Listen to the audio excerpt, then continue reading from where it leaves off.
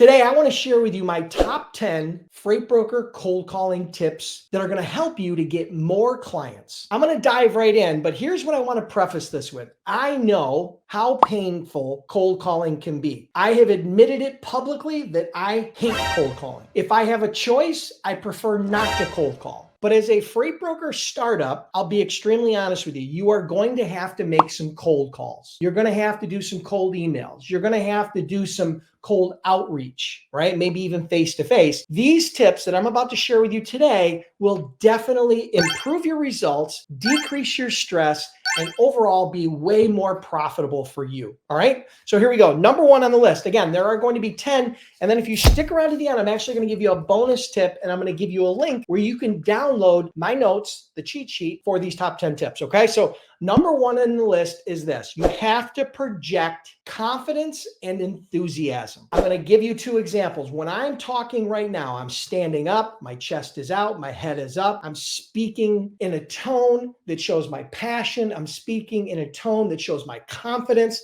I'm speaking confidently. I'm projecting confidence. The opposite of this is what I sometimes hear from new people when they're making their first cold call. They go like this. Hello, Mr. Jones. My name is, and I was just curious if, and do you hear that? They're mealy-mouthed, and it just shows the total lack of competence and preparation, okay? Now, if you can't speak confidently, then you need to get to the point where you can, all right? I understand. So that's number one. Number two, use a cold call script as a guide, but not a crutch. The fact is, having a script is fine. Scripting out your cold call is a good idea as a framework, as a guide to help you navigate the cold call. It can't be a crutch. You can't sit here on the phone and read it word for word. Like, while having a script can be helpful, avoiding sounding robotic or reciting it verbatim. See, you can't sound like you're reading from a script. Having it as a guide is fine, and it's absolutely smart. You should have a guide. You should have a script. Until you've done that cold call and it's committed to your memory, it's ingrained in your brain. If you haven't done it hundreds of times, you should have that script in front of you, but don't read it verbatim. It's just a guide. It's not a crutch. That's number two. Number three, this is an important one, so lean in. This is something that a lot of people don't understand. You have to gather sales intelligence. Now, sales intelligence, I may have shared this with you before. You may have heard this before, but the fact is, sales intelligence is any data that you can collect prior to your outreach that enhances your opportunity to get the sale. So what do I mean by that? You can gather sales intelligence from the company website by knowing what type of products they sell, by knowing what type of equipment they're going to need, what type of services they're going to need, by looking at the press releases and recent news related to their industry, going on LinkedIn and finding out who the shipping manager is or director of logistics, and then gathering some sales intelligence about them personally and professionally. There's lots of ways to gather sales intelligence. My three favorite are Google, LinkedIn, and the company website. If you use those three, it'll literally take you 3 to 5 minutes. You'll be armed with all kinds of information, all kinds of data that you can then leverage to show your knowledge and your competency when calling your prospect. In addition, it's going to come in later in one of my future tips, so hold tight for that. Number four, craft a compelling sales hook. All right, so here's the thing, right? The secret to success in cold calling is this. You have to get their attention. And in order to get their attention, you can't sound like everybody else. All right, if you sound like everybody else, you're going to get treated like everybody else, and you're going to go into that I'm not interested bucket. But if you sound different, not only with your tone and with your enthusiasm, but if the words you say are different than what they've been hearing every day, day in and day out throughout their career, then you have an opportunity to get their attention. So creating a compelling sales hook is where you're going to use some of that sales intelligence that I just talked about. You're going to use some of that sales intelligence, and you're going to create an interesting and compelling opening that differentiates you from the crowd. You have to get their attention.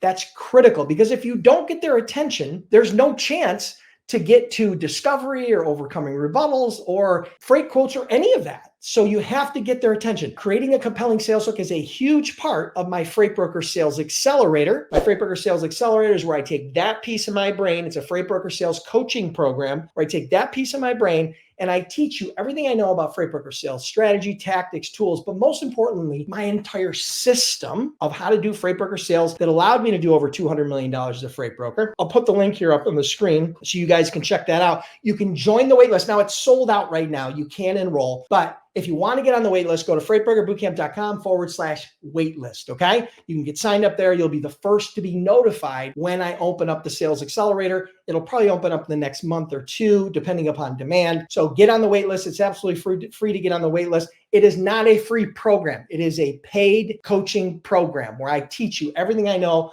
about my best freight broker sales strategies, tactics, and tools. So you guys can check that out. All right. Number 5, you need to target the decision makers, but don't ignore influencers. Now, what do I mean by that? I don't mean social media influencers. I mean influencers within the organization that you're prospecting. The fact is, back in the day, decisions were made by 1 or 2 people in a corporate environment. Okay. That was very common. There was 1 or 2 people that were making those decisions. But now data shows us that those decisions are being made amongst a larger group of not only the titled decision makers, but actual influencers within that organization. So gatekeepers and subordinates and even low-level administrators. And so perfect example, like beyond just the shipping manager or director of logistics or VP of logistics, everybody in that chain from the top dog down, VP of logistics to director of logistics, to the shipping manager, to the logistics coordinator, to the guy that loads the dock, right? On the dock. Every one of those people has influence on the decision. So while you want to get to the decision maker, along the way, don't ignore the influencers, all right? Don't ignore the other layers. Try to build a friendship, try to develop an ally, and then leverage that to enhance your opportunities, okay? Number 6, focus on benefits, not features. Okay, I can't say this enough. Buyers do not buy features. Features do not sell. Benefits sell, okay? So the reality is you have to understand, you're not selling features, right? Feature, like give me an example. I'll give you an example. A feature is we give you online tracking so that you can track your loads. That's a feature, okay? The benefit to them is that they know where their freight is at any given point in the supply chain so that we can make adjustments as needed to fit their needs. Do you see the difference? Feature versus benefit, okay? Right? So that's what you have to understand. Features don't sell, benefits sell. So you have to focus your conversations, focus your dialogue around the benefits you can provide them. Don't talk about features. It really doesn't matter. Okay. Number 7, ask insightful questions. All right. So this is one that salespeople struggle with. And the reason why they struggle with asking good questions is because they talk too much. They vomit all over their prospects. They make it all about them. Then the prospect simply says, I'm not interested, and exits stage left. But the reality is, as a salesperson, you should listen twice as much as you talk. And one of the key ways to do that is to ask good questions, ask insightful questions. For example, about their current shipping experiences, their pain points, their desires, the things that they, some of the challenges that they're having.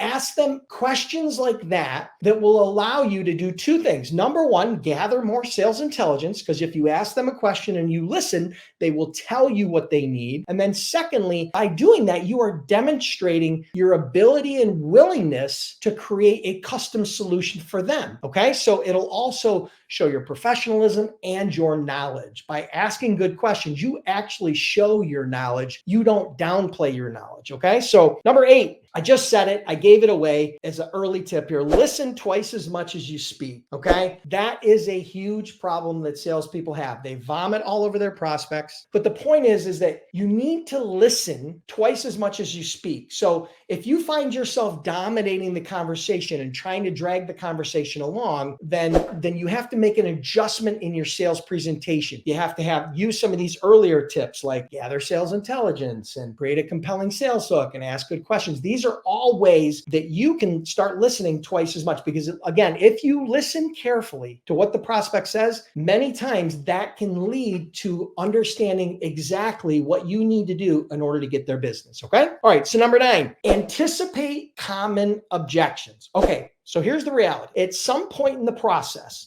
you are going to get an objection. You're going to get a no. You're going to get some negative feedback on virtually every single sales call, even the ones that end up as a customer. You're going to need to anticipate what those objections are, and you're going to need to practice how to overcome those objections. You should have a framework on how to overcome at least the 4 most common objections. The 4 most common objections are: we're happy with our current provider, your price is too high, we don't use brokers, or just send me some info. That's a blow off, but I consider it an objection. Okay. So those 4 things are what you're going to, or the facsimile thereof, are the 4 things you're going to hear most often. And you need to know how to handle those. You need to know how to break those down. You need to know how to overcome those. And you need to anticipate them on every single call. Okay. Because you're going to get them. All right. Number 10, you need to embrace objections as opportunities. So remember, we just talked about anticipating the objections, but now you have to actually embrace them. Your goal is to bring out objections. Okay, so that you can talk about them, because those are really opportunities. Here's what we know. Very few people, literally like probably 1 out of 1,000, are you going to pick up the phone? They're going to pick up the phone. Everything's going to go perfect. And they're going to tell you they want to do business with you without an objection on the first call. It's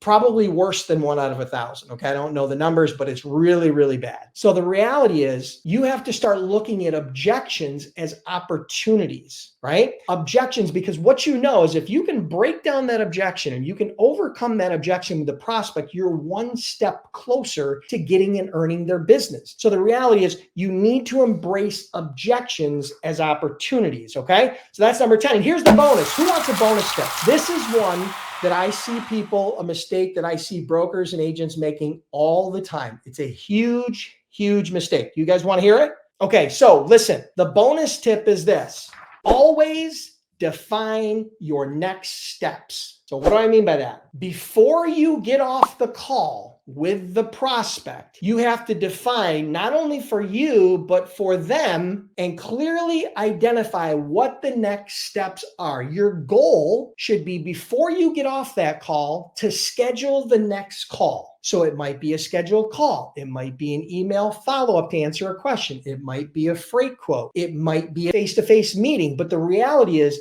you have to define, before you get off that cold call, the next step. Because if you don't, here's what happened. We have a great call with a prospect and everything seems to be going well. Then the next thing you know, I send him an email, and then I've called him 5 times over the next week and he's not picking up the phone and he's not responding to my emails. Now, what's the reason for that? There could be a variety of reasons. He could have been blowing smoke at you and that he's really not interested. It could be he's very busy. It could be he's out of work. It could be he got fired. It could be any number of reasons why he's not responding to you. But the fact is, had you defined the next step, had you defined the next action, right? Had you scheduled a call, your next call, before you got off that call, you would have exponentially increased your odds of connecting with them again and moving that sale forward. Okay. So that's the bonus tip. So listen, I hope you guys enjoyed these 10 tips. If you did, do me a huge favor in the comments. Let me know on a scale of 1 to 10, 1 being, Dennis, this was terrible.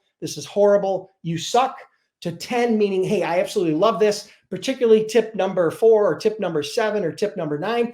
Let me know your feedback in the comments. Truly appreciate it. If you guys want access to this cheat sheet, all you got to do is go to freightbrokerbootcamp.com/cold, COLD. Again, if you want the top 10 freight broker cold calling tips, all you got to do is go to freightbrokerbootcamp.com/cold. You'll be able to download it for free and you'll get instant access to my notes. So you didn't have to review, you didn't have to scribble them down on paper. And listen, if you guys are curious about becoming a freight broker or a freight agent, hit me up at freightbrokerbootcamp.com. We've trained over 10,000 students. We've had that program for well over a decade. I have personally done over $200 million as a freight broker, and we offer a 60-day, 100% unconditional money-back guarantee. So you can check that out at freightbrokerbootcamp.com. If you guys want to get on the wait list for the next Freight Broker Sales Accelerator, just go to freightbrokerbootcamp.com/waitlist. Have an awesome day. I'll see you next week on the next Freight Broker Bootcamp Live.